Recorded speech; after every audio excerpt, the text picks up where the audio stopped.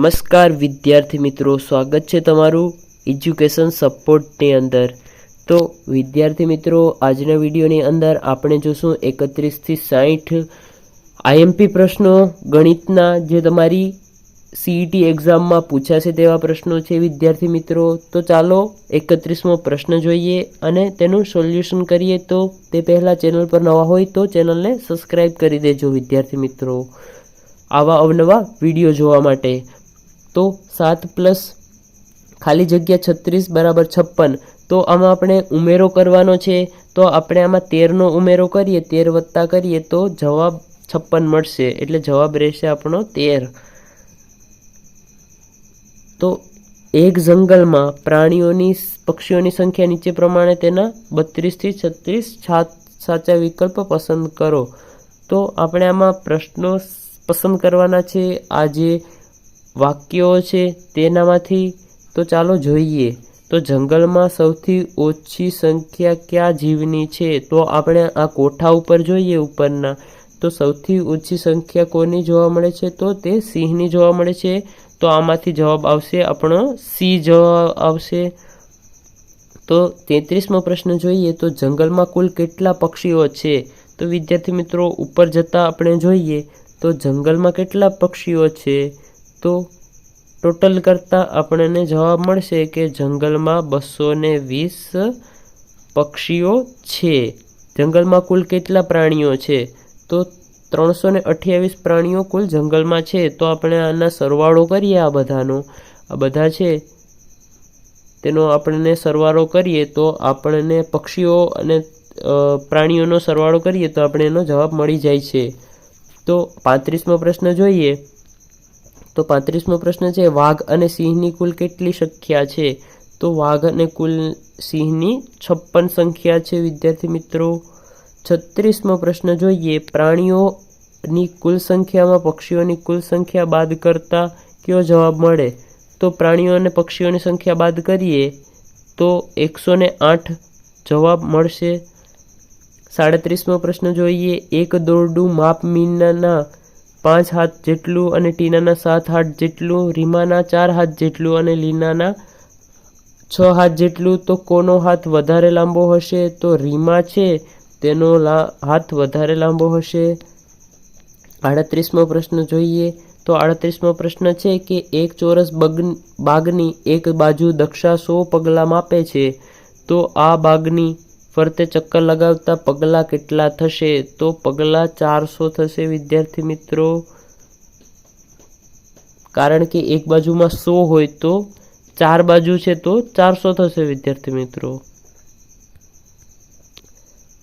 39મો પ્રશ્ન જોઈએ। ચારવીની માપપટ્ટી આગળ 2 સેન્ટીમીટર માપની તૂટી ગયેલ છે, તે માપપટ્ટી પેન્સિલની લંબાઈ 11 સેમી જેટલી થાય છે, તો પેન્સિલની સાચી લંબાઈ ખાલી જગ્યા હશે? તો પેન્સિલની લંબાઈ 9 સેમી હશે। 40મો પ્રશ્ન જોઈએ।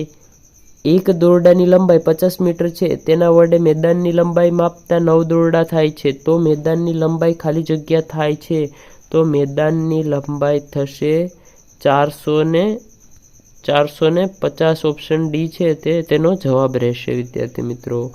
તો આપણને ઉપરના 5 ટુકડા 10 ગ્રામ પરથી પ્રશ્નોના જવાબ આપવાના છે, 41 થી 43 3 પ્રશ્નોના જવાબ આપણને આપવાના છે। તો ચાલો જવાબ આપીએ। 4 નંબરના ટુકડાને ખાલી જગ્યા ખૂણા છે, તો 4 નંબરનો જે આ ટુકડો છે ઉપરનો, તો તેને 1, 2, 3 અને 4, તો વિદ્યાર્થી મિત્રો તેને 4 ટુકડા છે, ખૂણા છે। ત્રિકોણના આકારને ટુકડા કયા નંબરના છે? તો તેને ત્રિકોણ છે તેને કયા નંબરના છે? તો ત્રિકોણને 1 નંબરના છે, 5 નંબરના છે અને 2 નંબરના ટુકડા છે, એટલે ઓપ્શન ડી તેનો જવાબ રહેશે વિદ્યાર્થી મિત્રો। 43મો પ્રશ્ન જોઈએ કે 4 ખૂણા હોય પરંતુ ચોરસ ન હોય તો તે ટુકડો કયા નંબરનો છે? તો તે ટુકડો છે 4 નંબરનો છે વિદ્યાર્થી મિત્રો। ઓપ્શન એ એનો સાચો જવાબ છે 4।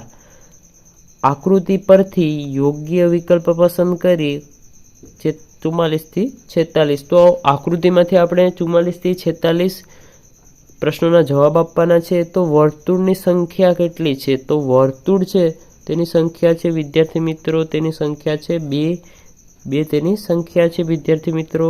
ત્રિકોણની સંખ્યા કેટલી છે? તો ત્રિકોણની સંખ્યા 8 છે વિદ્યાર્થી મિત્રો. વર્તુળની ધારની સંખ્યા, તો વર્તુળના ધારની સંખ્યા છે તે 0 છે વિદ્યાર્થી મિત્રો. તો ઈંટની ધારની સંખ્યા કેટલી છે? તો ઈંટની ધારની સંખ્યા 12 છે. 48મો પ્રશ્ન જોઈએ તો આકૃતિમાં આપેલ ખૂણાઓની કેટલી સંખ્યા છે? તો તેની 5 સંખ્યા છે. ગોળની ઊંચાઈ 1 મીટર કરતાં વધારે હોય તો તેની ઊંચાઈ નીચે પૈકી કઈ હોઈ શકે? તો ગોળની ઊંચાઈ 104 સેમી હોઈ શકે. 50મો પ્રશ્ન જોઈએ વિદ્યાર્થી મિત્રો. તો 50મો પ્રશ્ન છે કે નીચેના પૈકી લંબાઈનું માપ 3 મીટર અને 4 મીટર વચ્ચેનું છે તો કેટલું થશે? તો 340 મીટર થશે. 1 મીટરના દોરીના 4 સરખા ટુકડા કરવામાં આવે તો તે પૈકી એક ટુકડાનું માપ કેટલું થાય? તો તે પૈકી એક ટુકડાનું માપ 25 સેન્ટીમીટર થશે. પંકજ વન ડે ક્રિકેટ મેચમાં 186 રન બનાવે છે, તેને 2ડી સદીમાં કરવા કેટલા રનની જરૂર પડશે? તો તેને 14 રનની જરૂર પડશે. 53મો પ્રશ્ન જોઈએ વિદ્યાર્થી મિત્રો. એક શાળામાં 385 બાળકો છે જેમાંથી 115 બાળકો પ્રવાસે ગયા છે તો પ્રવાસમાં ન ગયેલ બાળકોની સંખ્યા કેટલી થાય? તો 385 માઇનસ 115 કરતાં આપણને જવાબ મળશે 270 આપણને જવાબ મળશે. એટલે જવાબ છે ઓપ્શન બી સાચો જવાબ છે. 54મો પ્રશ્ન જોઈએ વિદ્યાર્થી મિત્રો. તો સોનલ 125 રૂપિયાનું પુસ્તક ખરીદે છે તો દુકાનદારે 200 રૂપિયા આપે છે. દુકાનદારે તેને 55 પાછા આપે છે તો દુકાનદારને કેટલા રૂપિયા ઓછા આપ્યા? તો દુકાનદારે 20 રૂપિયા ઓછા તેને આપ્યા. 55મો પ્રશ્ન જોઈએ. 384 માંથી 243 બાદ કરતા 141 રહે તો 243માં 141 ઉમેરતા કેટલા થાય? તો 141 ઉમેરતા 334 જવાબ મળશે. 245 અને 355નો સરવાળો 600 થાય છે તો 600માંથી 245 બાદ કરતા ખાલી જગ્યા મળે તો 335 મળે છે. 57મો પ્રશ્ન જોઈએ. તો અહીં કુલ સરવાળો 48 થાય તો પ્રશ્ન ચિહ્નમાં કયો અંક આવે? તો 24 અંક આવશે. મહિનામાં અમાસ કેટલી વખત આવે છે? તો મહિનામાં અમાસ 1 વખત આવે છે વિદ્યાર્થી મિત્રો. 59મો પ્રશ્ન જોઈએ. તો 59મો પ્રશ્ન છે કે પર્વતને 8 વર્ષ થયા છે તો જન્મ્યો ત્યારથી કેટલા પૂર્ણચંદ્ર પસાર થયા હશે? તો 96 છે તે પસાર થયા હશે. 60મો પ્રશ્ન જોઈએ. નીચેનામાંથી કયો સમયગાળો 1 અઠવાડિયું દર્શાવતો નથી? તો જે રવિવારથી રવિવાર છે તે દર્શાવતો નથી. ઓપ્શન ડી તેનો જવાબ રહેશે વિદ્યાર્થી મિત્રો.